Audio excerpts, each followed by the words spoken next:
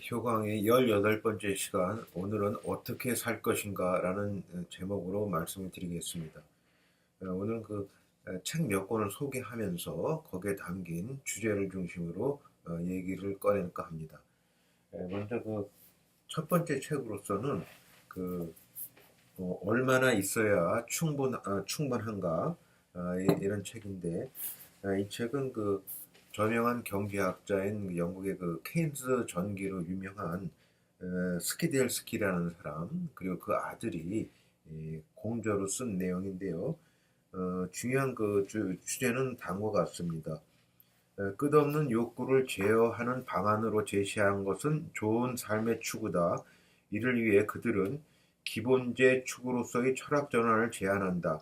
기본제는 건강, 안전, 존중, 개성, 자연과의 조화, 우정, 여가 등 7가지다. 기본제는 보편성이 있어야 한다. 또한 최종적이고 필수 불가결한 것이다. 이는 기본제가 다른 좋음을 실현하기 위한 수단이 아니라는 뜻이다. 예컨대 여가는 일을 하기 위한 휴식이 아니며 그 자체로서 정당한 활동의 특수한 형태다. 스키델스키 부자는 이들 기본지 자체가 바로 좋은 삶이라고 말한다. 이렇게 인생의 중요한 가치를 덕목을 7가지로 정해서 이제 논의를 전개를 하고 있습니다. 건강, 안전, 존중, 개성, 자연과의 조화, 우정, 여가, 어느 하나도 빠뜨릴 수 없는 그런 덕목이라고 하겠습니다. 그런데 저는 이러한 책들이 제시하는 그런 덕목들에 대해서 약간 불만을 갖고 있습니다. 그 이유는 예를 들어서 효자나 효녀한테 중요한 덕목은 효가 가장 중요한데 전혀 이게 빠져 있다는 거죠. 그건 다시 말해서 그들에게는 그 효자 효녀의 삶이 거의 이해되기 어렵다는 뜻이기도 할 겁니다. 그리고 또 하나 문제는 뭐냐면은 여기서는 효라 어떤 7가지 덕목 같은 걸 하나의 서양으로 하면 이데아식으로 제시가 됐는데, 효는 어떤 서양 철학의 어떤 이데아 같은 그런 방식이 아니라 명사라기보다는 어떤 동사나 형용사와 같은 거예요. 예를 들어서 뭐 효행을 한다든가 효성스럽다 이런 식으로 동양적인 사회의 어떤 관계망 속에서 전개되는 거지, 어떤 이데아식으로 효라는 어떤 절대적인 이상이 있어서 거기에 이제 맞춰가려는 그런 삶의 효행은 아니거든요. 효라는 것이. 그래서 그런 차이점이 있기 때문에 좀 시각차가 있다는 것이 되겠고요. 또 하나 책을 소개해드리면, 여기 나와 있지, 뇌와 삶의 의미라는 책인데, 뭐 이 책보다는 이 안에서 소개되어는 어떤 내용이냐면 이 책에서는 저명한 임상 심리학자인 마틴 셀리그먼은 삶의 위대한 세 영역을 사랑, 일, 놀이로 구분했다라는 것을 이제 전제로 삼아서 이제 논의를 전개하고 있는데, 이제 앞에 7가지 덕목보다는 더 이제 간단해졌지만은, 예를 들어서 사랑, 일, 놀이도 이제 항상 우리가 중요하고 빠뜨릴 수 없는 인생의 중요한 덕목이라고 할 수 있는데, 여기에서도 이제 사실 이런 논의는 전개해 볼 땐 약간 좀 빠지는 측면이 많이 있습니다. 예를 들어서 사랑이 인생에서 중요한 덕목이라고 하면은, 살다 보면 이제 부부가 평생을 갖다 해로하기보다는 어느 누구는 호라비가 되든지 과부가 되든지 그렇게 되고, 인생 전반으로 봤을 때 부부가 짝을 맺어서 사는 기간은 또 일부일 수도 있고, 뭐 예를 들어서 뭐 과부나 뭐 이혼녀, 고아, 사생아, 뭐 우리 살다 보면은 정상적으로 이렇게 행복하다고 보기 어려운 그런 경우도 많이 접하게 되는데, 오히려 인간은 그런 역경을 통해서 더 나름대로 큰 의미를 발견하기도 하거든요. 그래서 이런 식으로 이렇게 구분해 주는 건 또 평면적이라고 할 수 있고, 마찬가지로 여기도 효가 어떻게 이쪽에 귀속될 군대가 없어요. 뭐 사랑 속에 효가 속해야 되나? 그래서 그런 중요한 덕목 같은 것, 효자나 효녀의 것을 중요한 덕목 같은 것도 이렇게 논의되는 전개는 자기 삶의 자체가 이해될 수 없는 방식으로 돼버리고 마는 실종하게 돼버리는 거죠. 그리고 마지막으로 이제 한 책을 더 이제 소개해드리면은 그 유시민 이거 우리나라 사람이 쓴 건데 유시민 씨가 쓴 그 어떻게 살 것인가 이런 책들인데 여기에 대해서는 이 책은 또 흥미롭게도 이제 앞에서 소개한 그저 마틴 셀리그먼이 이제 제시한 사랑일 놀이 중에서 이분은 그 저자 유시민 씨는 하나를 더 추가하자고 합니다. 추가라는 건 그 하나는 뭐냐? 연대, 솔리데러티라는 건데 연대란 좁게 보면 동일한 가치관과 목표를 가진 누군가와 손잡는 것이고 넓게 보면 기쁨과 슬픔, 환희와 고통에 대한 공감을 바탕으로 삼아 어디엔가 함께 속해 있다는 느낌을 나누면서 서로 돕는 의미라고 한다.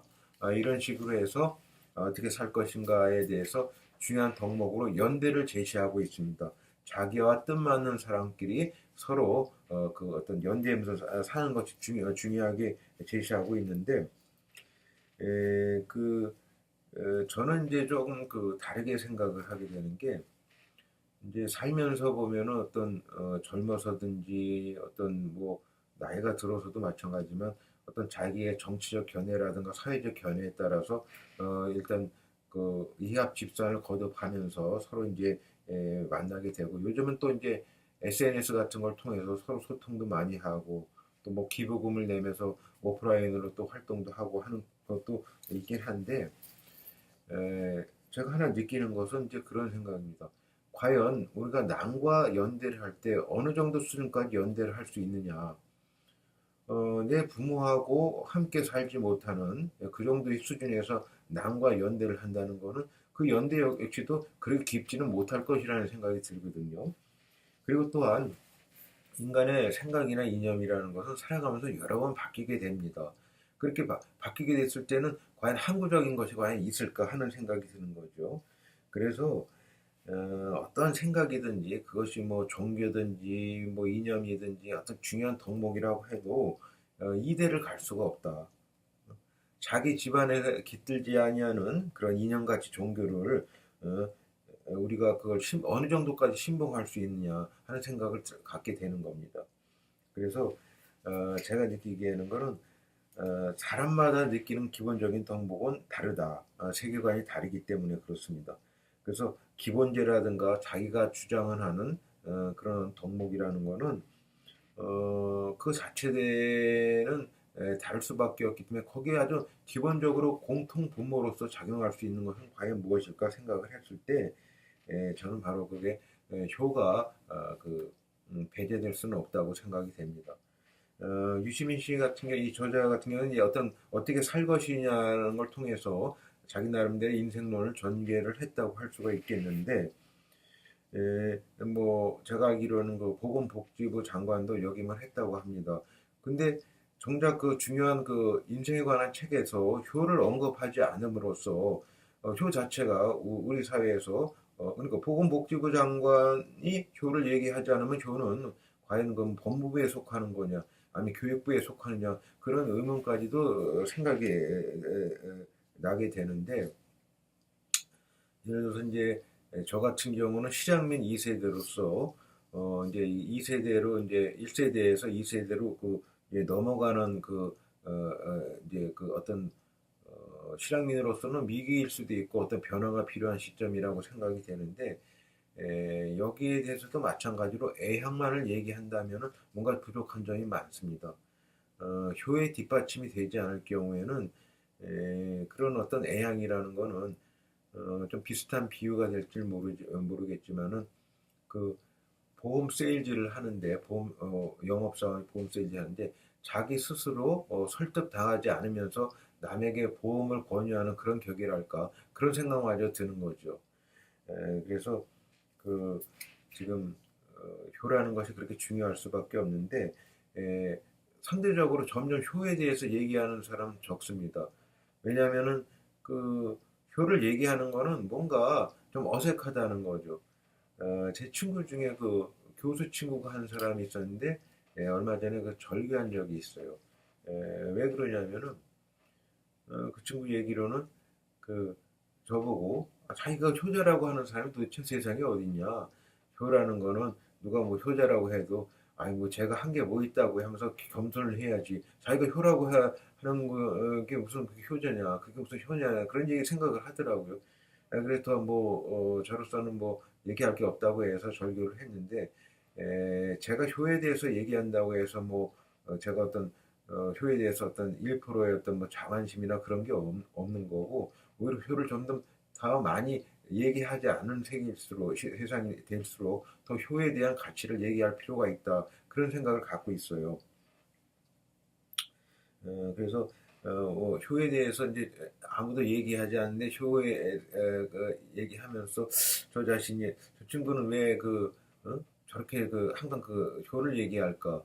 뭐 저 자신이 그 인간극장이라는 프로에 나온 적이 한 번 있었는데 PD가 그런 얘기를 하면 정색을 해요. 아, 시청자들이 그 아주 반감을 많이 갖는다는 거죠. 그래서 저는 이 사실이 있는 대로 여기에서 그게 중요하다고 얘기하죠. 거기에 대해서 어떤 제가 뭐 자만감이나 그런 것도 없고 또 상대방의 효가 아니라고 해서 그런 걸 갖다가 어떤 그 비난하는 그런 것도 없고 예를 들어서 뭐 팔굽혀펴기 하는 사람이 한 번 하는 사람이 있고 10번 하고 있는데 그 정도의 그 시각밖에는 없다. 그럼에도 불구하고 오히려 효가 그 귀하게 갈수록 더 많이 얘기해도 해야 돼도 불구하고 효 얘기하는 사람은 좀 건방지다. 지가 뭐라고 뒷단계 이렇게 생각할 수도 있다니 오해가 여지가 있다고 있는데 사실 상황이 이렇습니다. 앞에서 이제 세 권의 책을 얘기를 들어봤지만은 인생에 대해서 어떤 가치 있는 삶을 제시하는 그런 책조차도 효에 대해서 아무런 얘기도 하고 있지 않습니까? 그러면 젊은 사람이 봤을 때는 아, 이게 중요한 얘기니까 이런 책에 나온 덕목대로 살아봐야지 생각을 하지 여기 중요하게 빠진 게 있다는 건 상상도 할 수가 없거든요. 나름대로 그 오피니언 리더로서 식견을 가진 사람들이 이렇게 얘기하는 거니까 이게 다 맞겠지 이렇게 생각을 하기 쉽다는 거죠. 그래서 저는 오히려 그럴수록 여기 빠진 것이 있다. 그런 태클을 한번 걸어볼 필요가 있다고 해서 오늘 말씀을 드리게 됐습니다. 오늘 강의는 여기까지 마치겠습니다. 감사합니다.